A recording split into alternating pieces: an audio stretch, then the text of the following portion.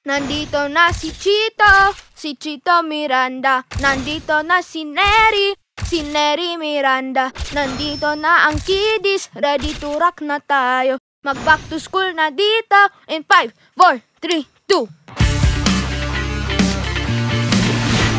Gumising na si mommy, si daddy at ang kiddies. Naghahanda ng breakfast to beat the morning rush. Miti busog ang kiddies, sa back to school handa na. Dumadali ang breakfast kasi may ladies choice. Nag-breakfast na ang kiddies, humirit pang isa.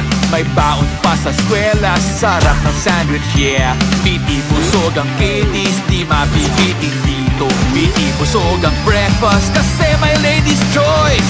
Oh, ayan na, back to school na sila daddy. Sama-sama nga pa-breakfast sila mommy at ang kids. Antok, humihika pa ang bibig. Teka muna, teka lang, kailangan na meaty. Breakfast sa umaga, dapat di magutom. Dapat magawa ang breakfast na malasa at mabilis na walang mintis. Meaty busog, di papasok ng gutom. Sa libo-libo na Pilipino nakasabay mo sa back to school. Di ka ba magugutom sa daan? Dapat sigurado na puno ang tiyan.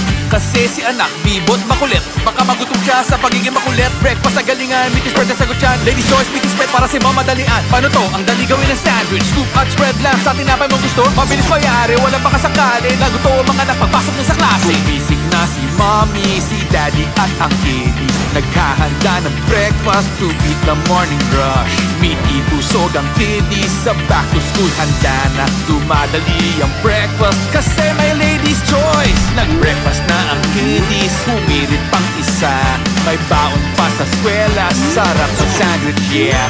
Meaty busog ang kiddies, di mabibitin dito. Meaty busog ang breakfast kasi may ladies choice.